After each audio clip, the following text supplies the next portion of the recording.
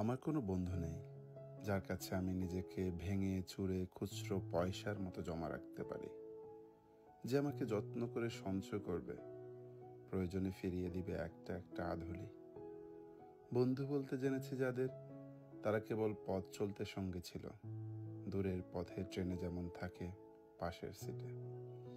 গল্প হয় দুপেয়ালা লেবু চায়ের দাম মেটাতে, আমি দিচ্ছি, যুদ্ধ হয় সিগারেটের বাড়িয়ে দেওয়া টুকরো ফুকে, এই যে নিন ফোন নম্বর, এদিকটাতে আবার এলে ফোন করবেন, বলা শেষে অচেনা এক স্টেশনে উদাও হয়।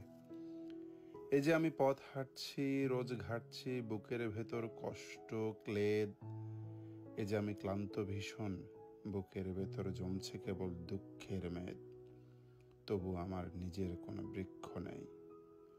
প্রবল দহন দিনের শেষে যার ছায়াতে জিরব ভেবে ফিরে আসার ইচ্ছে হয়, তেমনি একটা ছায়ার মতন, আগলে রাখা মায়ার মতন আমার কোনো বন্ধু নেই।